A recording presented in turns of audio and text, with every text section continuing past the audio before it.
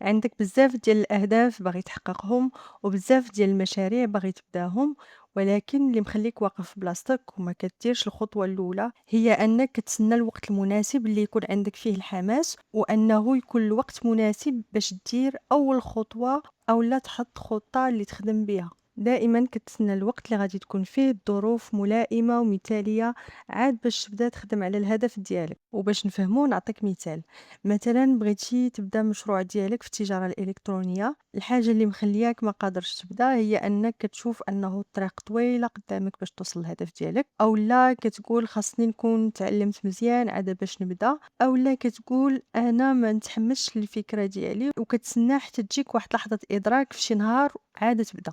بغيتي تبدا الرياضة كتقول مع راسك اليوم ما عنديش الطاقة باش ندير الرياضة، خلي حتى نحس براسي مزيان عاد نبدا. بغيتي مثلا تخرج مع صحابك او مع العائلة ديالك كتقول ما فياش وما عنديش الخاطر باش نخرج، خلي حتى من بعد. بغيتي تبدا تتعلم واحد المهارة جديدة كتقول لا خلي حتى نكون محتاج ليها عاد نبدا. اللي كيوقع لك هنايا هو انك دائما كتبقى كتسنى حتى يكون عندك سبب مقنع او يكون عندك حافز عاد باش تبدا دير أول خطوة مهما كانت بسيطة. ولكن الحقيقة هي أنك ما خصكش تسنى يكون عندك الحافز أو تكون متحمس عاد تبدا تخدم على الهدف ديالك. اللي خاصك دير هو العكس تماما، خاصك دير أول خطوة عاد باش كيجي الحافز وكيبدا كيبان لك، وهكا كتقدر أنك تستمر في الهدف ديالك وتستمر في الخدمة عليه. كل ما خدمتي أكتر كل ما زاد الحماس ديالك، وكل ما تقوى الحافز عندك باش انك تكمل حتى كيجي الوقت اللي كتوصل للهدف ديالك. تخيل مثلا انك فقتي الصباح وما عندكش طاقه باش تبدا النهار ديالك، العقل ديالك والجسم ديالك كيقولوا لك انك تبقى في بلاصتك وما عندكش الخاطر لا باش تمشي تخدم لا تخرج لا دير الرياضه. كتقول مع راسك خلي حتى نحس براسي مزيان عاد نوض.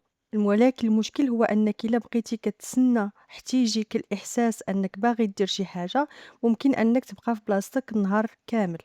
بدل ما تبقى تسمع لعقلك شنو كيقول لك، اللي عليك ديرو هو انك دير اول فعل اللي غادي يخرجك من هاد الدوامه ديال الافكار، ولو يكون بسيط بزاف، بحال مثلا انك تحط التليفون وتجلس تنفس ولو دقيقه واحده تركز على التنفس ديالك.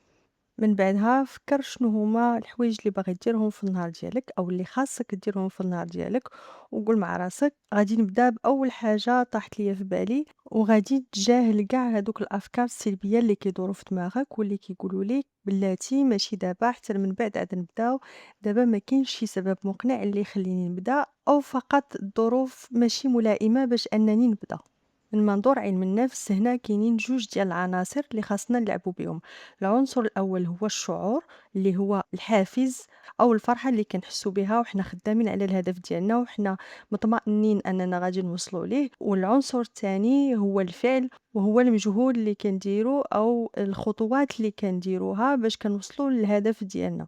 اللي كيوقع لينا ملي كنكونوا عكزانين وما قادرينش نبداو في الهدف ديالنا هو اننا كنسبقوا الشعور على الفعل، في حين ان اللي خصنا نديرو هو اننا خاصنا نسبقوا الفعل عاد كيجي الشعور.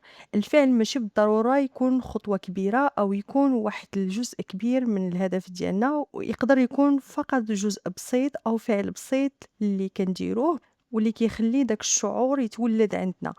وهنا كندخلوا في واحد الحلقة إيجابية ديال فعل ثم شعور، فعل أكبر ثم شعور أكبر، وحنا غاديين حتى كنوصلوا للهدف ديالنا. يعني أنك بدل ما تبقى تسنى الحافز أو تسنى الشعور، انت كتصنعو أو كتولدو عن طريق واحد الفعل صغير اللي كتبدا به. بخلاصة المرة الجاية فاش يكون عندك شي هدف أو تكون عندك شي مهمة خاصك ديرها، ما تبقاش جالس وكتسنى حتى تحس براسك مزيان وتحس أنك متحمس عاد تبدا. اللي عليك ديرو هو أنك تسول راسك شنو هي أصغر حاجة ممكن نبدا بها، ونوض ديرها ديك الساعة بدون تفكير. ما تعطيش دماغك فرصة أنه يبدأ يخلق لك أعذار ويحط لك العراقيل باش تبقى في بلاصتك وتبقى مرتاح. وقبل ما تكمل هذا الفيديو حبس وفكر في داك الهدف اللي عندك ودائما كتأجلو، سول راسك شنو هي أول خطوة ممكن نديرها اليوم ولو تكون خطوة بسيطة بزاف اللي تخليني نبدا في تحقيق الهدف ديالي. يمكن هاد الخطوة الصغيرة اللي كتبان لك بسيطة بزاف هي اللي غادي تكون سبب في أنه يتخلق عندك الحافز وفي أنك في آخر المطاف توصل للهدف ديالك.